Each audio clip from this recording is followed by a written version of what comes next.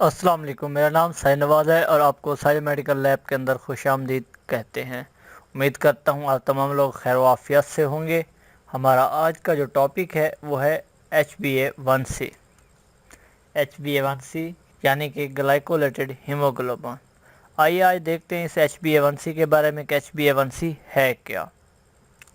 जैसा कि आपको नाम से मालूम हो रहा है, हीमोग्लोबिन A1c। हीमोग्लोबिन जो होती है वो एक प्रोटीन है, और प्रोटीन आप लोगों को मालूम है कि वो अमीनो एसिड से मिलकर बनती है।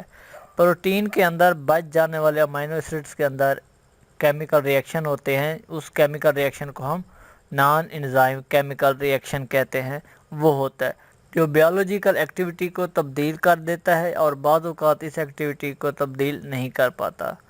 इस तरह के रिएक्शन की जो मिसाल है वो ग्लाइकोलेटेड प्रोटीन का बनना है, जिसकी वजह से ग्लाइकोलेटेड प्रोटीन बनती है। इसमें रिएक्शन के अंदर होता क्या है कि अमाइनो ग्रुप ऑफ प्रोटीन यानी कि प्रोटीन के जो अमाइनो ग्रुप होते हैं वो और शुगर के जो कार्बोक्साइल ग्रुप होते हैं वो आपस में रिएक्शन करते हैं। किसकी मदद से? जो कैटलिस्ट होता है वो शिफ्ट बेस होता है, जिसके नतीजे में जो हमें प्रोडक्ट मिलते हैं वो कीटो अमाइन या फ्रक्टोज अमाइन होती है। अब हीमोग्लोबिन जो है ए जो कि अब जो है हीमोग्लोबिन ए जो कि बालिग के अंदर पाई जाती है, और आरबीसीज के अंदर ग्लाइकोलेटेड हीमोग्लोबिन मौजूद होती है।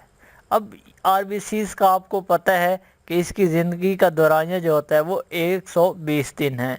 अब जबकि आरबीसीज के अंदर ग्लाइकोलेटेड हीमोग्लोबिन पाए जाते हैं तो उनकी लाइफ का भी जो दौरानिया होगा वो भी 120 दिन होगा, यानी कि 120 दिन के अंदर ये मतवातर इनकी तोड़ फोड़ होती रहती है। इसलिए हम HbA1c का इस्तेमाल 2 से 3 माह की शुगर का कंट्रोल चेक करने के लिए करते हैं। अब देखते हैं कि इसके लिए सैंपल कलेक्शन या चूज़ ऑफ सैंपल क्या है, कि हम इसके लिए जो सैंपल लेंगे वो कैसा लेंगे। HbA1c के लिए हम ADTA वाइल के अंदर सैंपल लेते हैं, यानी कि इसका जो टेस्ट होता है वो होल ब्लड से लगाया जाता है। अब देखते हैं कि इसको हम परफॉर्म कैसे करते हैं। Method of determination. HbA1c मालूम करने के बहुत सारे तरीके अब आ चुके हैं। जो फर्स्ट ऑफ ऑल सबसे पहले जो मालूम करते थे वो हम कैलोरीमीटर के ज़रिए मालूम करते थे। उसके बाद जो तरीक़ाकार आया वो इलेक्ट्रोफोरेसिस का तरीक़ाकार आया, उस तरीके से मालूम करने लगे। और आजकल जो सबसे ज़्यादा इस्तेमाल हो रहा है वो क्रोमेटोग्राफी है। अब मुख्तलिफ़ जगहों पर मुख्तलिफ़ लेबॉर्ट्रीज़ के अंदर मुख्तलिफ़ तरीक़ाकार के तहत HbA1c मालूम की जाती है। अब देखते हैं इसके क्लिनिकल इंटरप्रिटेशन के।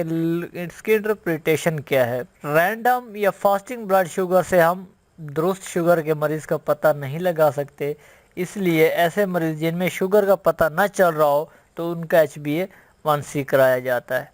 आपको जैसा कि मैंने पहले बताया कि आरबीसी का जो लाइफ साइकिल होता है वो 120 दिन होता है, या फिर 110, यानी कि 2 से 3 माह का तो हर हाल ही होता है। तो हम ऐसे मरीज़ों के अंदर 2 से 3 माह की शुगर कंट्रोल को चेक करते हैं।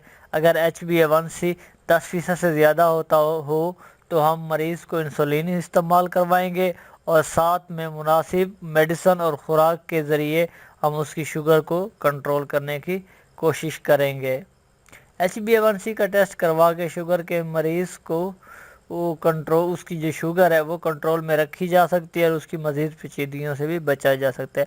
अब जो इससे हमें पता चलता है कि जो मरीज़ है वो मुकम्मल तौर पे डायबिटिक है या नहीं।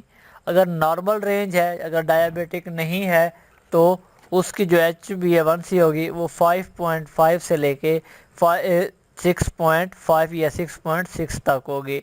अब अगर वो प्री डायबिटिक है, यानी कि उसको शुरू हुई है शुगर, इब्तदाई स्टेजेस में है, तो 6 से 7, अगर 7 से अपर है तो फिर 7.6 से लेके 7.7 या इससे अपर जो है वो बिल्कुल शुगर का पेशेंट है, उसको इंसुलिन इस्तेमाल कराई जाएगी, और साथ साथ मेडिसन और ख़ुराक के ज़रिए भी उसकी शुगर को कंट्रोल करने की कोशिश की जाएगी। ये था हमारा आज का टॉपिक। उम्मीद करता हूँ आपको समझ आया होगा। अगर कहीं पे कोई मसला है तो आप मुझसे रब्ता कर सकते हैं। कमेंट सेक्शन में आपकी तमाम तर रहनुमाई की जाएगी। आपसे पहले की तरह रिक्वेस्ट اگر آپ نے چینل کو سبسکرائب نہیں کیا تو چینل کو سبسکرائب کر دیں تاکہ نئی آنے والی ویڈیوز آپ تک بآسانی پہنچ سکیں، اور اپنے دوستوں کے ساتھ اس کو شیئر ضرور کریں۔ نیکسٹ لیکچر کے لیے اللہ حافظ۔